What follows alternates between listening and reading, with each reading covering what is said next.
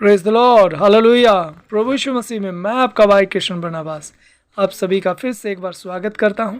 पिता परमेश्वर का धन्यवाद करता हूं, उसने मेरे जीवन में फिर से एक सुंदर बहुमूल्य अवसर दिया कि मैं उसके पवित्र वचन को आपके लिए ला सकूं।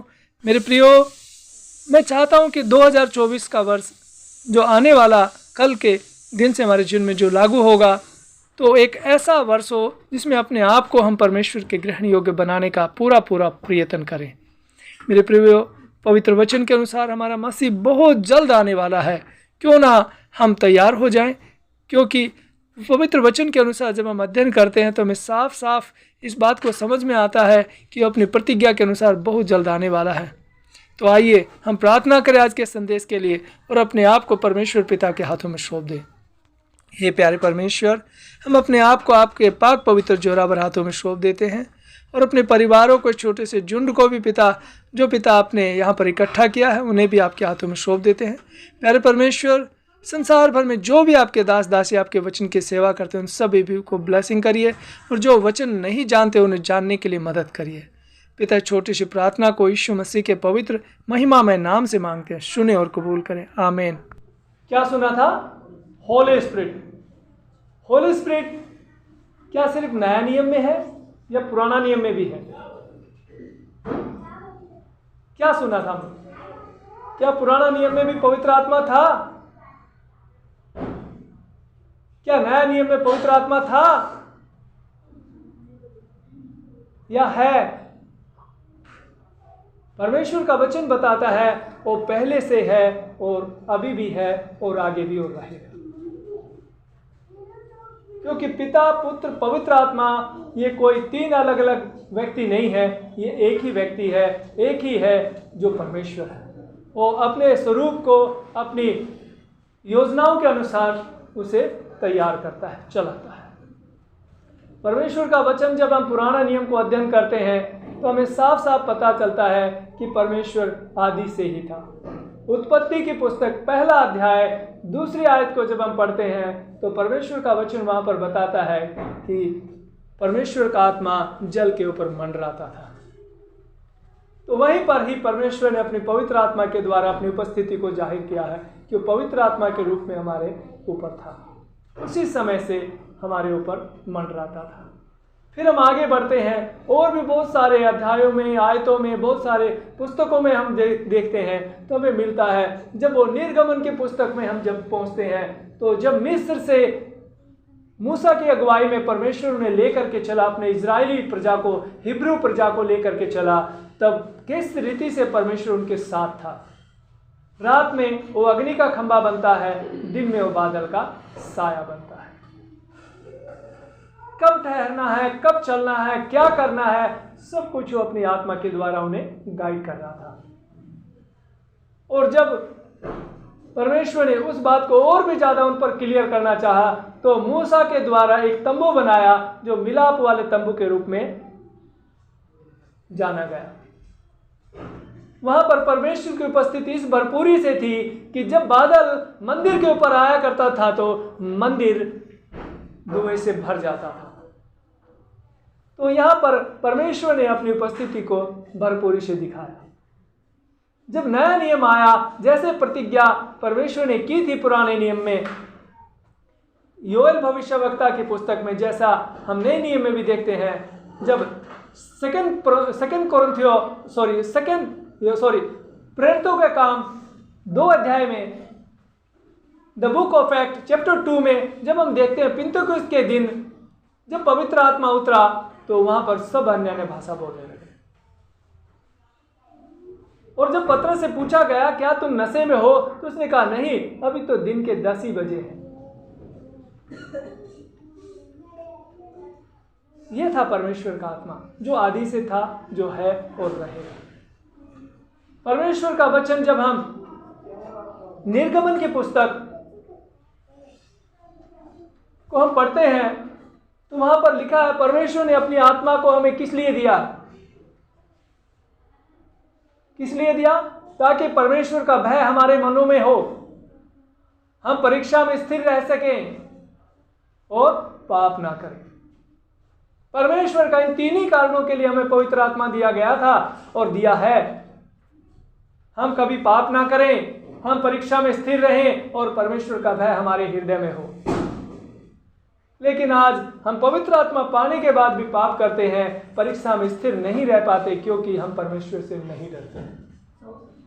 हमें इन्हीं बातों को याद रखना है। परमेश्वर का वचन हमें यूं ही नहीं दिया गया, परमेश्वर का आत्मा हमें यूं ही नहीं दिया गया, लो इसको ठट्ठों में उड़ाओ, लो इसे मजाक में उड़ाओ, लो इसे कुछ मर्जी कहो। ऐसा नहीं है। परमेश्वर से डरना बहुत जरूरी है। खुद प्रभु यीशु मसीह भी कहता है, मनुष्य के हर एक पाप क्षमा किए जाएंगे, लेकिन उसका पाप जो उस पवित्र आत्मा के विरोध में करता है वो कभी भी क्षमा नहीं किया जाएगा। और शैतान ने एक बड़ी युक्ति निकाली है कि उसके विरोध में वो खड़ा करता है ताकि मनुष्य पाप करे और मर जाए। तो आज इस साल के अंतिम दिन में परमेश्वर ने मुझे जो रिवील किया, जो मेरे मन में बोझ दिया, मैं उसके लिए एक थोड़ा सा वचन शेयर करूंगा। ये तो पिछले सप्ताह का प्रचार था जो हमने सीखा था, तो अब मैं इसे उसके साथ जोड़ रहा हूं ताकि, क्योंकि हम कंप्लीट होना चाहते हैं, प्रभु यीशु मसीह में हम बढ़ना चाहते हैं। जैसे घर बनाने के लिए एक ईंट से घर नहीं बनता, रद्दे पे रद्दा रखते हैं तब वो बिल्डिंग बनती है।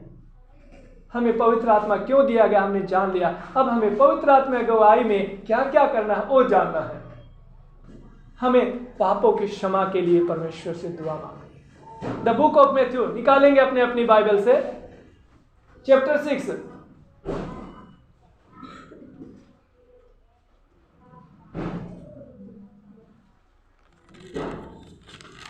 प्रभु यीशु मसीह जब इस जगत में था, देह में था, हमारे बीच में, इस संसार में हमारे पूर्वजों के साथ था, जब चेले उसके साथ घूमते थे तो बहुत सारी बातें उनसे सवाल करते थे। तो एक बार जब चेलों ने पूछा हम किस रीति से प्रार्थना करें, तो प्रभु ने वहां पर बताया हम कैसे प्रार्थना करें जिससे परमेश्वर को प्रसन्नता हो और परमेश्वर की योजना पूरी हो। हम the book of Matthew chapter 6 और वर्स 9 से पढ़ेंगे। मैं पढ़ने जा रहा हूं, कृपया ध्यान से सुने। 6 अध्याय 9 आयत, मत्ती की पुस्तक 6 अध्याय, सुसमाचार की पुस्तक मत्ती पहली पुस्तक 6 अध्याय 9वीं आयत। सोए ना, कृपया ध्यान से सुने।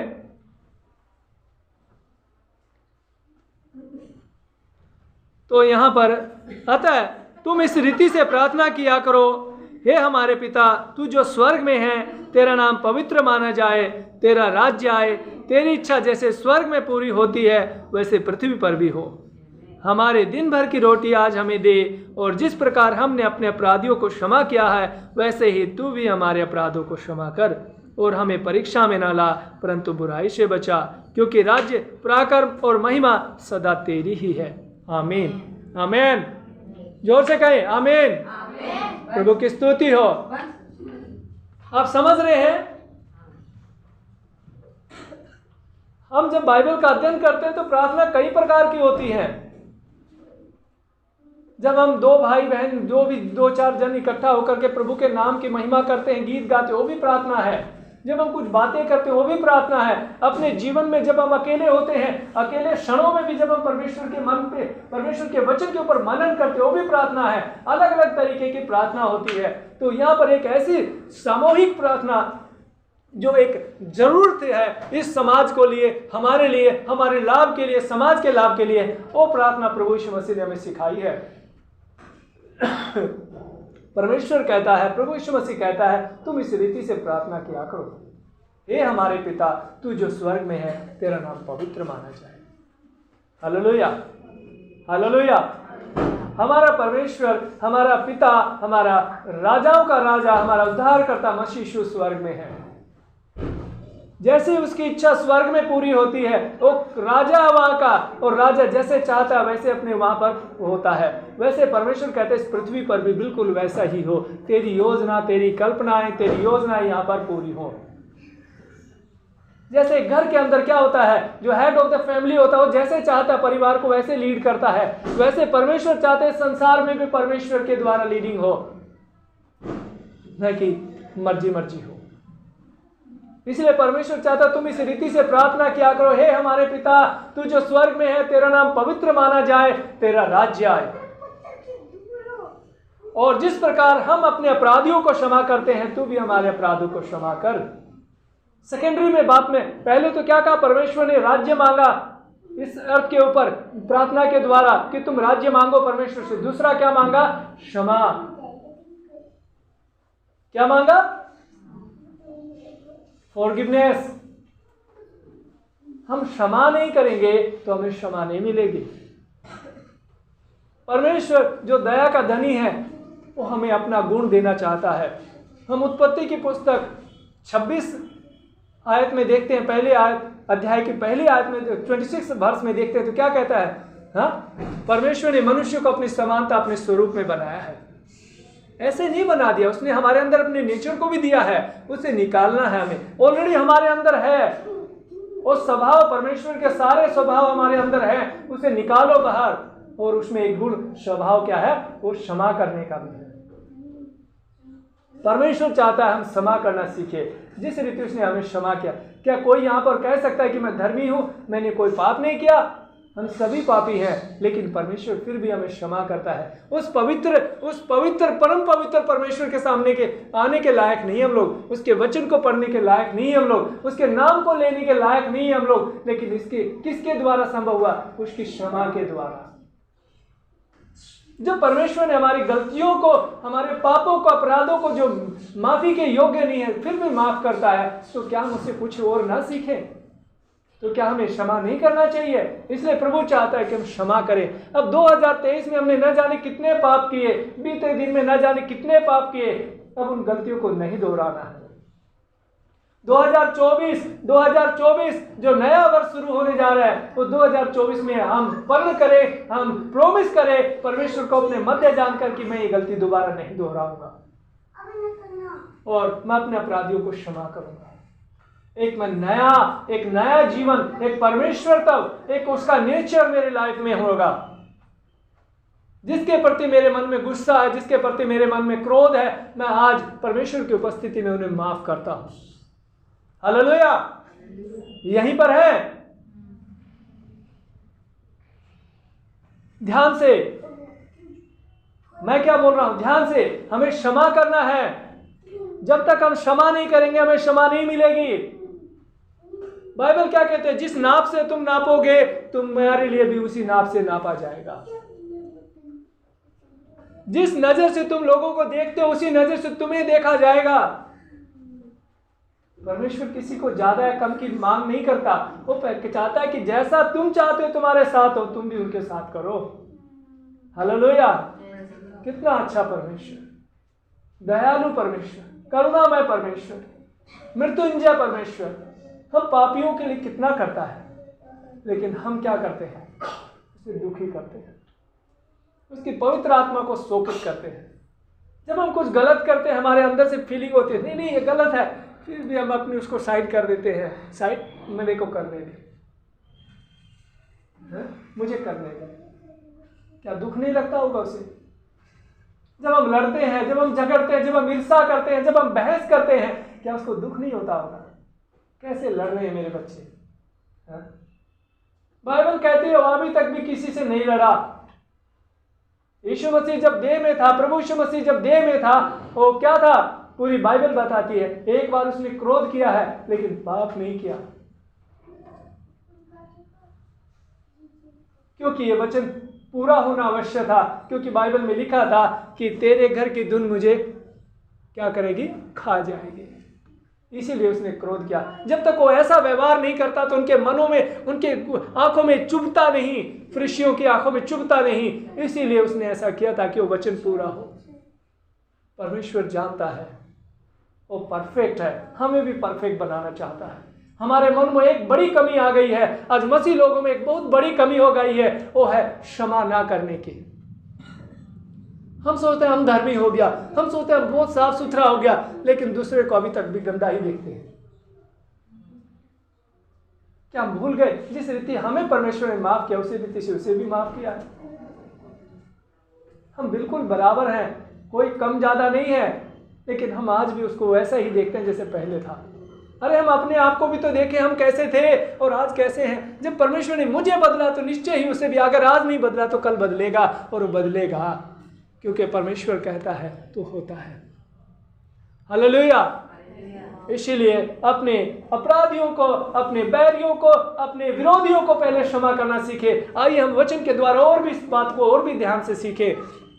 हम निकालेंगे द बुक ऑफ मैथ्यू, मत्ती की पुस्तक, सुसमाचार मत्ती की पुस्तक। मैं यहाँ पर एक स्टोरी पढ़ूंगा, यहाँ बहुत साफ लिखा है। चैप्टर 18 अध्याय 18 21 से पढ़ता हूं। चैप्टर 18 वर्स 21 से मैं पढ़ूंगा, कंटिन्यू, आप कृपया ध्यान से सुनना। यहाँ पर परमेश्वर पूरी खोल के इस बात को बताता है कि क्यों हमारे लिए क्षमा करना जरूरी है। अगर हम किसी को माफ नहीं करेंगे तो परमेश्वर भी हमें माफ नहीं करेगा, और जो प्लानिंग है वो अधूरी रह जाएगी। परमेश्वर ने जिसके लिए अपने लहू को बहा दिया कलवरी क्रूस के ऊपर, बूंद बूंद कतरा कतरा करके, टपक टपक करके उसने ब्लड को हमारे लिए बहा दिया, वो व्यर्थ हो जाएगा हमारे इस गलती के कारण। तो हम वचन पढ़े, the book of Matthew chapter 18 verse 21 onward.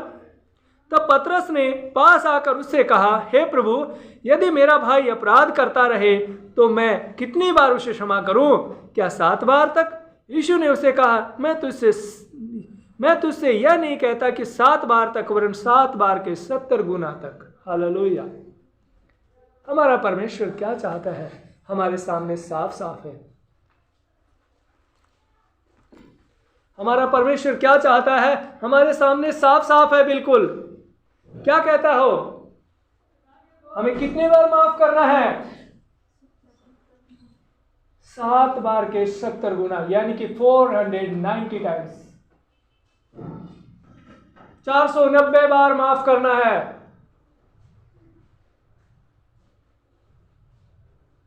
Counting नहीं है, एक फिगर दिया गया है ताकि हम समझ सके कि इतना ही करना नहीं। उसने कहा कि बहुत ज्यादा बार, बहुत ज्यादा बार, जितना तक हो सकता उतना तक उन्हें माफ कर दो। परमेश्वर का वचन हमें सिखाता है हमें कैसे माफ करना है। चलिए हम और इस बात को और ध्यान से सीखें और गहराई से सीखें। परमेश्वर हमसे और भी खोल के बात करना चाहता है। कहता है, इसीलिए स्वर्ग का राज्य उस राज्य के समान है जिसने अपने दासों से लेखा लेना चाहा। जब वह लेखा लेने लगा तो एक जन उसके सामने लाया गया जो 10,000 तोड़ों का कर्जदार था। जबकि चुकाने के उसके पास कुछ न था, तो उसके स्वामी ने कहा, यह और इसकी पत्नी और बाल बच्चे और जो कुछ उसका है सब बेचा जाए, कर चुका दिया जाए। इस पर उस दास ने गिरकर उसे प्रणाम किया और कहा, हे स्वामी, धीरज धर, मैं सब कुछ भर दूंगा। तब उस दास ने स्वामी से तरस खाकर उसे छोड़ दिया और उसका कर्ज भी क्षमा कर दिया। हालेलुया।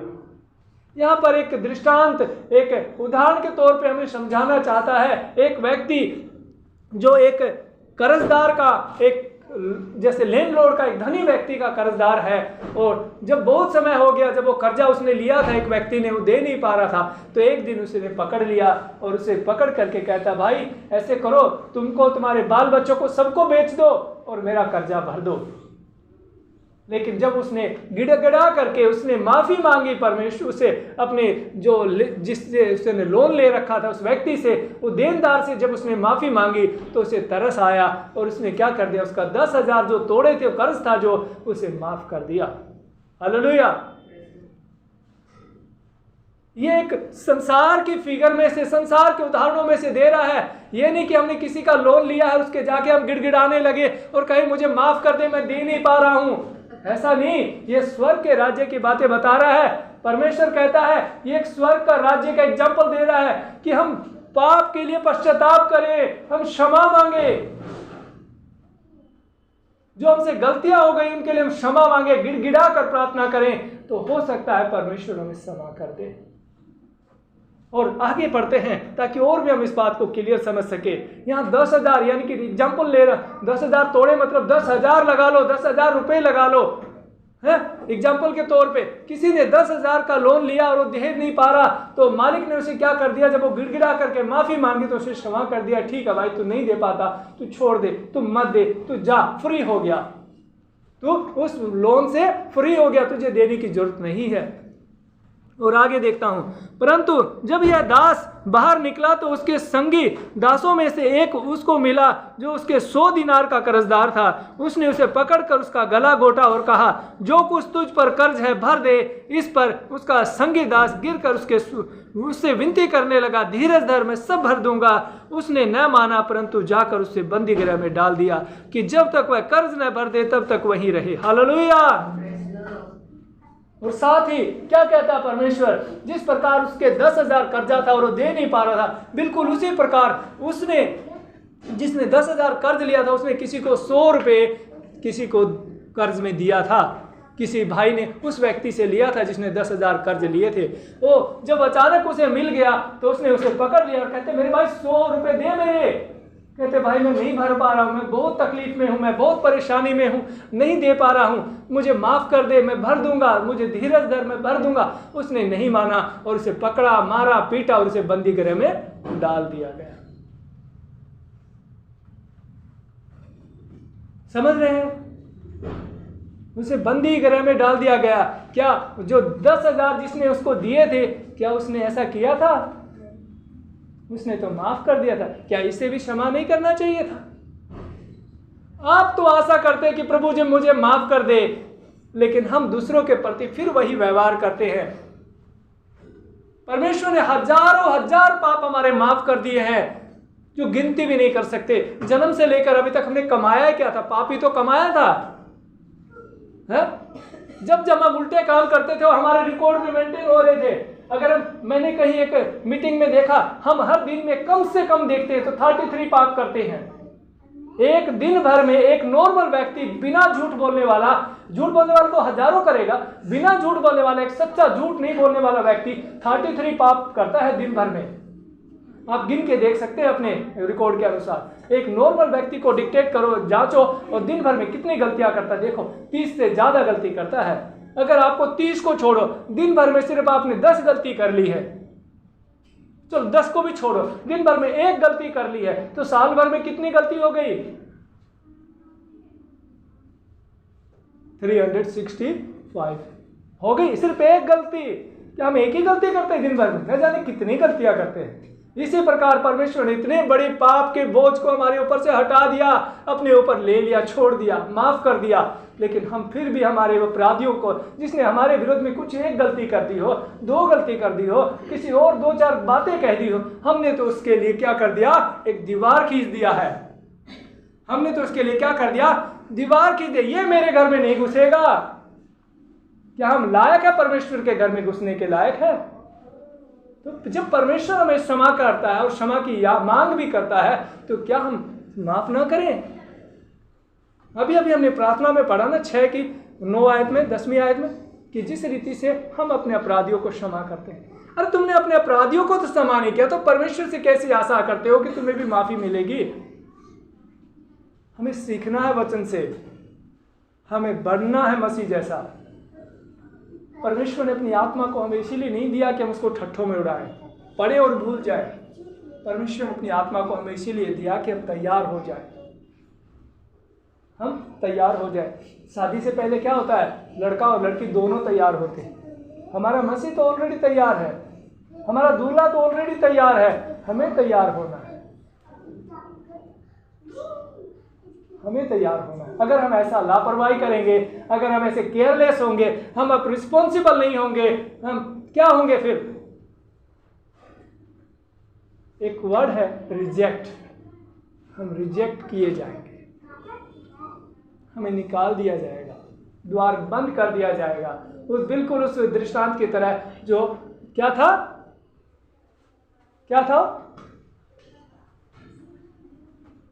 कन्याओं का, है कि नहीं? परमेश्वर जानता है। हमें बहुत ज्यादा चौकस होने की जरूरत है, अपने लाइफ के लिए नहीं, अपने भविष्य के लिए। लाइफ तो कैसी भी जी सकते हैं, लेकिन भविष्य कैसा होगा उस बात को सोच के चलना। कोई व्यक्ति कहता है इससे फर्क नहीं पड़ता कि मैं क्या हूं, बस इससे फर्क पड़ता मैं कहां होऊंगा।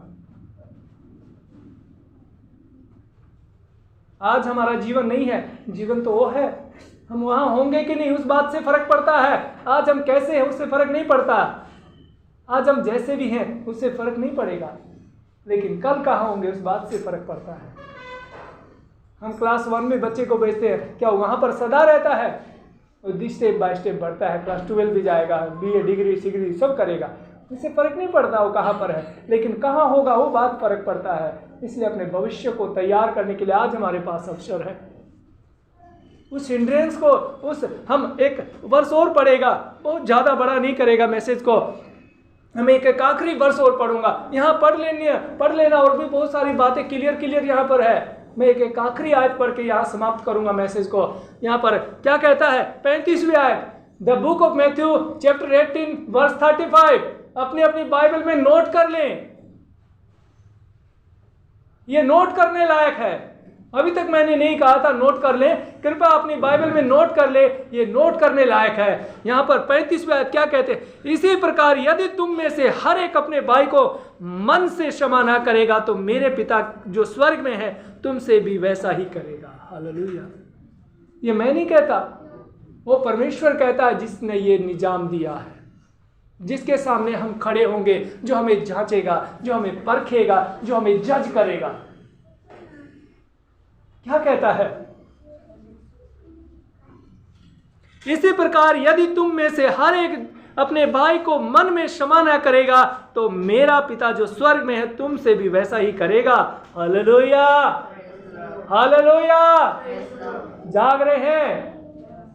अगर नहीं जाग रहे तो जाग जाओ, कहीं ऐसा ना हो हमारा दूल्हा आए और हम सोते हुए हैं।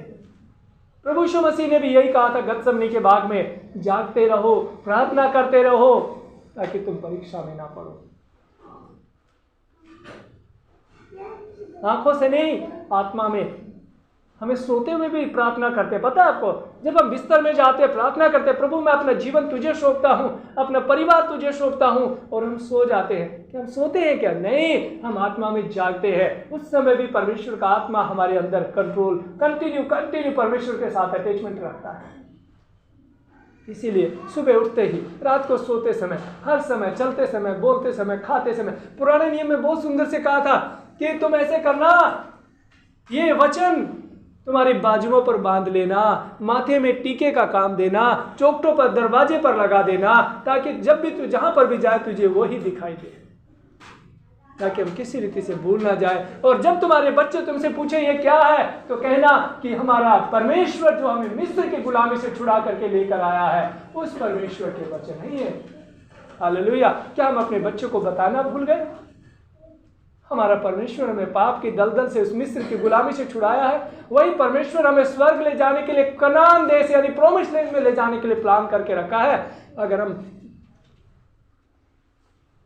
परमेश्वर के लिए तैयार नहीं हुए, फेथफुल नहीं हुए, कुड़कुड़ाने लगे जैसे इजरायली लोग कुड़कुड़ा रहे थे उस जंगल के सफर में, तो हम भी प्रतिज्ञा के देश में नहीं पहुंचेंगे। हमारे सामने सब कुछ खुला और खुला किताब है। एक दिन में जिस प्रकार अंधेरे में नहीं, उजाले में साफ है कि जो व्यक्ति जो कुड़कुड़ा रहे थे, जो परमेश्वर पर भरोसा नहीं करते थे, वो जंगल में नाश हो गए। पहुंचे कौन? जिन्होंने विश्वास किया था। ये नहीं कि हमने सब ने, जिसने मसीह को ग्रहण कर लिया, पहुंच गए स्वर्ग में जाके खड़े, हा मैं पहुंच गया हूं। ऐसा नहीं है कि नहीं? ऐसा नहीं होगा। वहां पर तो वही पहुंचेगा जो उसके लिए तैयार हुआ है। जिसने क्षमा करना सीख लिया, उसने परमेश्वर के गुण को अपनी लाइफ में एक्सेप्ट कर लिया, और स्टेप बाय स्टेप हम मसीहत में बढ़ने लगेंगे, स्टेप बाय स्टेप हम जीसस के जैसे बनने लगेंगे और हम तैयार होने लगेंगे। और आज मैं इस संदेश को यहीं पर समाप्त करता हूँ। हमारे जीवन में सबसे पहली मांग परमेश्वर ने यही रखी है, हम पहले परमेश्वर का राज्य इस अर्थ पर मांगे, पृथ्वी पर मांगे, अपने घर में मांगे। दूसरा, हम क्षमा मांगे। परमेश्वर से क्षमा मांगे और क्षमा करना सीख ले। इसलिए अपने जीवन को ऐसा जिए। और मैं आप सबसे विनती करता हूँ कि अपने जीवन को आज उन सारी बातों को त्याग करके एक नया वर्ष, एक नया एक क्या करें उसको, एक नया प्लानिंग के साथ जो परमेश्वर को पसंद आता हो, ऐसा अपना टाइम टेबल चार्ट बना लें, जिससे हम धीरे धीरे धीरे धीरे धीरे धीरे करके परमेश्वर में बढ़ते चले जाएं, उसके लिए तैयार होते चले जाएं। प्रभु यीशु के नाम में आमीन।